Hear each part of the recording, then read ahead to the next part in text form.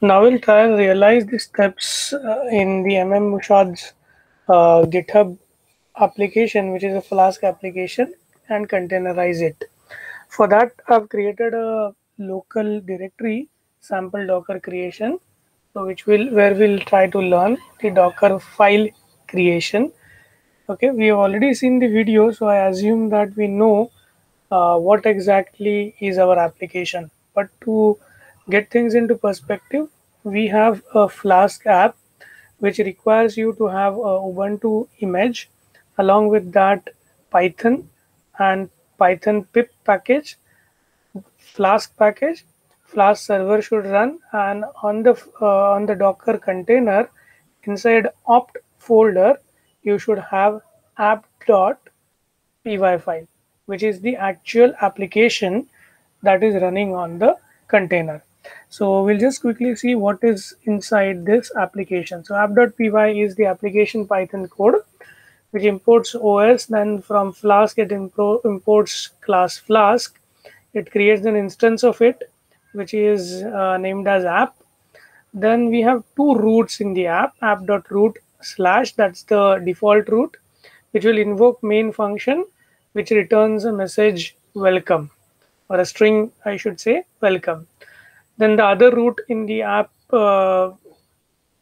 root is how are you, and the return value of this message is I'm good, how about you.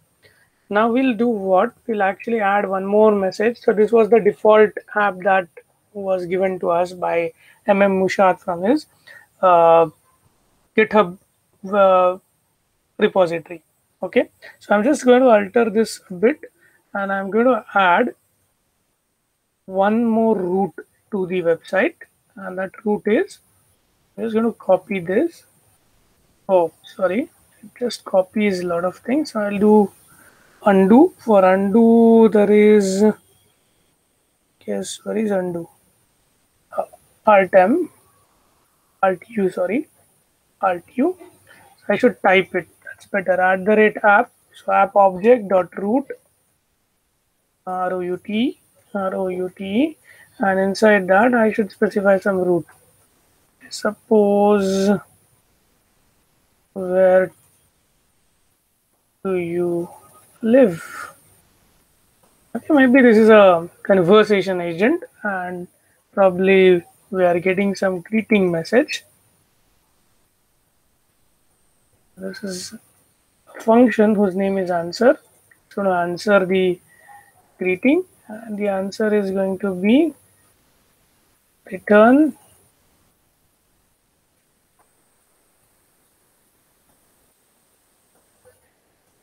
I live in my home. Okay, a weird answer. No issues, we can answer anything. This is the port ID and this is the host name. So I'm just saying yes, and things are saved. So this is my app.py that is going to go inside the container. Now we'll check what is the content of Docker file and get ourselves acquainted with the content. So this Docker file is already built for us. This from instruction says that we're going to use Ubuntu 18.04 image. Okay, so image of Ubuntu with tag 18.04. We are going to run apt-get update, and then we are going to run apt-get install -y Python and Python pip. Why we are using? Because we don't want an interaction between the user who is installing this, because it is automated in manner. So that's why that -y is already given to us, given to the command. Then the third command is we are going to install the Flask API, which is a web framework. Then we are going to copy. So this is where we are going to copy app.py file that I just edited right now into the containers opt folder. Okay, this is the this should not be run, this should be actually the entry point. So entry point should be Flask app equals to /opt/app.py Flask run -- host 0.0.0.0. Then to do that correction, I just go inside the Docker file and I update this to be not the run but entry entry point. Okay, so this is the entry point for the app. So after the container is set up, we have this command as the command entry point when the Docker starts or Docker runs, I should say. Now that we have the Docker file as well as the app.py file, which is required while creating the Docker or rather building the Docker as it is referred to as.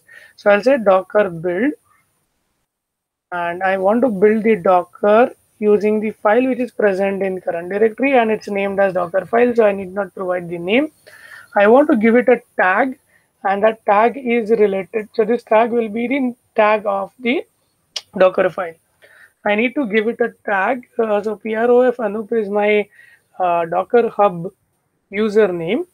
I told you earlier in this session, and then I will provide name of this particular app. So it is a sample Docker image. So this is a sample Docker image. That's the name I'm going to give it.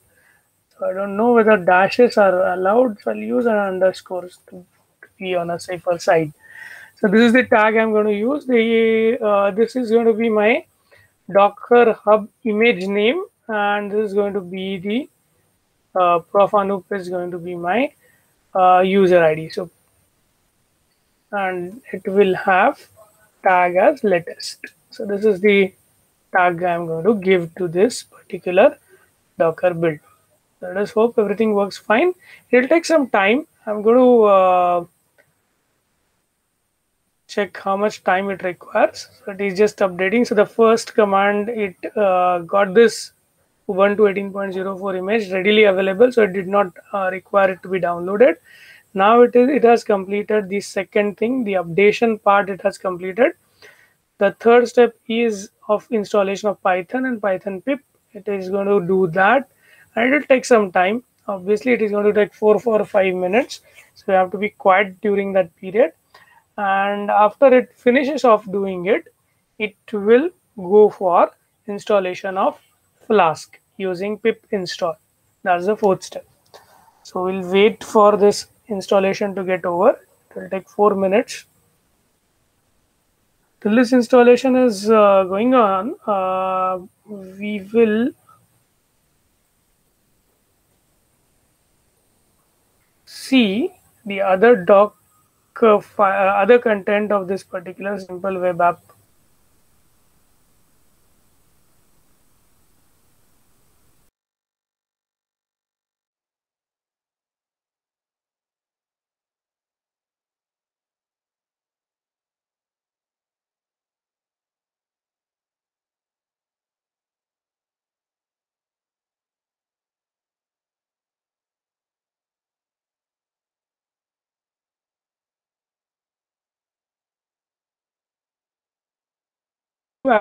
Heavy duty app. This app was not that much big an app, but if you have a heavy duty app, how should you go about?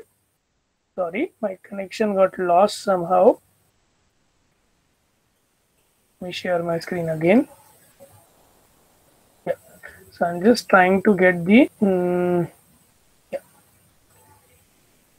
Docker file open for you in order that we can read the contents of the Docker file.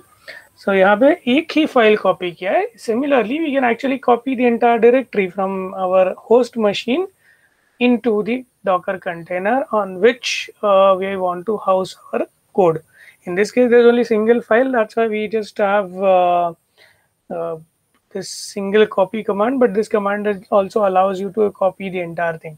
I can also pull things by running different commands. So all these run of instructions are what? They are nothing but commands on a Linux operating system. So I can actually use CURL to bring it from somewhere. If I kept it over the internet, that particular folder can be downloaded, or if not, if I have that into a GitHub repository, I can use git clone and the HTTPS address of that particular repository, and that way I can bring it into the container.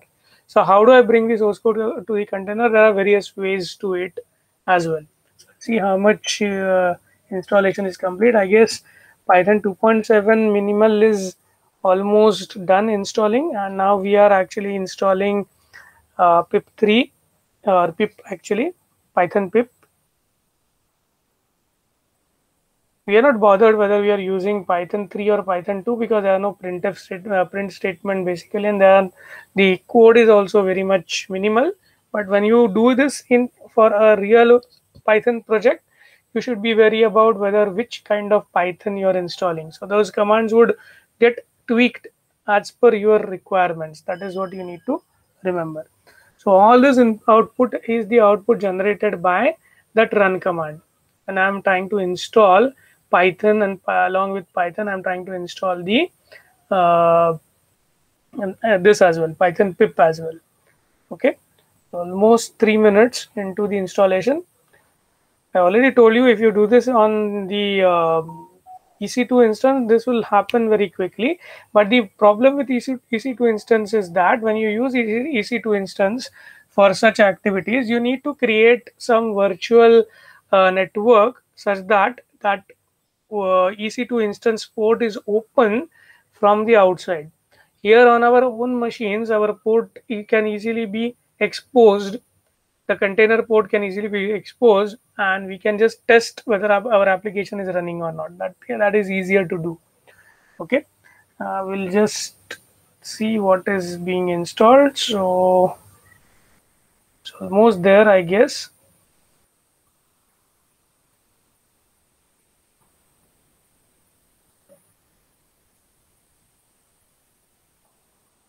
That is given some errors and other things. Let it be. So that is related to uh,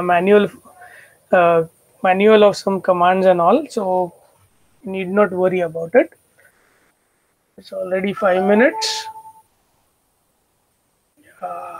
It is now almost done installing. So it is setting up all the packages that comes default with Python. And please understand, we are not using all the package, but we require pip and there are dependencies. So these things are getting installed.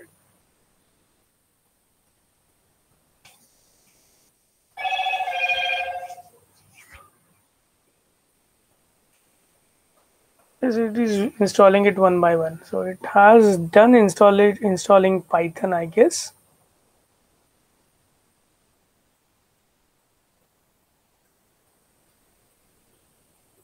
Patience, 2-3 minutes more.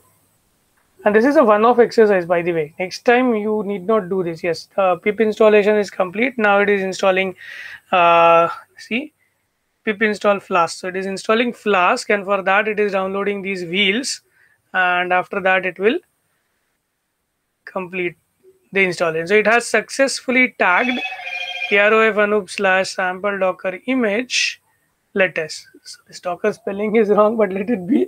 At least it completed installation. That's more than what we wished for. So all these 6 steps are complete, and now we will see if the image exists. That's the first and foremost thing. Not ps docker images. We'll try and figure out our images there. Yes, prof anup / sample docker image with the tag latest is here. Okay, this is the image ID. I can run this image and check if my website, the Flask website which I created, actually runs or not. So to do that, I need to start the Docker container by running the image, which is prof anup sample docker image with latest tag. Okay, so I'll be running this and viewing what happens. See, the server is in action, and since it is running inside my local host, I can go and check if this local host runs. Now the question is, what is the IP address of this this particular bridge connection? So how do I find out the IP address of this bridge connection? So I've started this session, this alternate terminal, because I want to show how to understand or how to get information about a Docker container.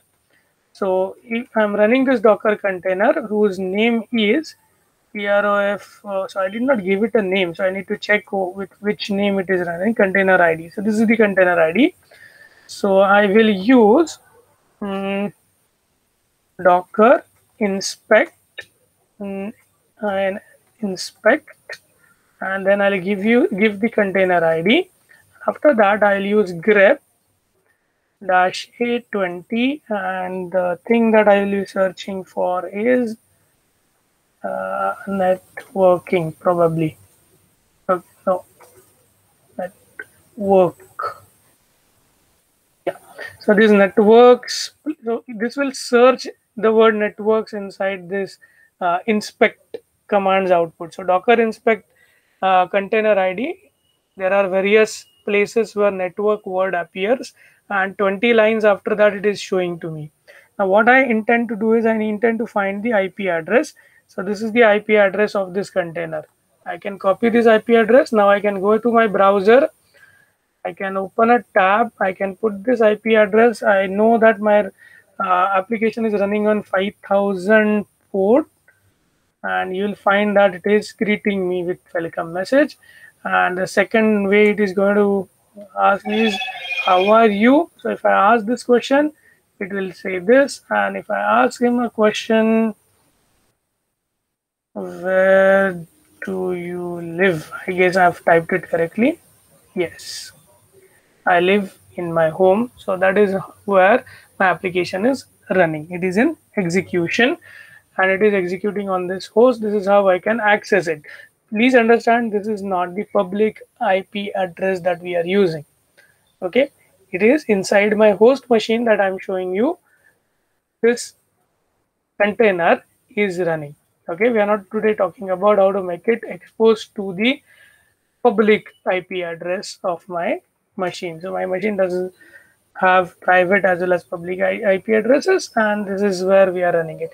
Now to stop execution of this request, this particular host, I need to use Control C. Okay, and it will stop executing. It will take some time for this container to stop, or there is other way to stop it. And the other way to stop it is using the Docker commands. We know how to stop a running container. So Docker stop and the image ID or image name. PROF, no, I use PS to identify what containers are running. So this is the container which is executing. We'll copy the ID, Docker stop, and name of the container. So this is how I can stop it. If it is not getting stopped with Control C, because I'm running it in attached mode, I have to stop it this way only. Okay, it is getting stopped. Take some time. My machine is a bit slow, on a slower side today. Just refresh it. You'll see that the application is no more running. Okay, and that is a hint for you to understand that the Docker is shut down. See, this command has ended. Find that you have got your prompt back. So this is how you realize how to get from your source code to an image, then from an image how to create a container, and how to access it through your browser. So these things are, I guess, the primary use case for using Docker container as containerizing any application that you have created. So this was an example of web application. You can have any other kind of application as well containerized as you like. Okay, so that's it for the day. We'll meet on Friday, and maybe we'll see some other aspects of containerization.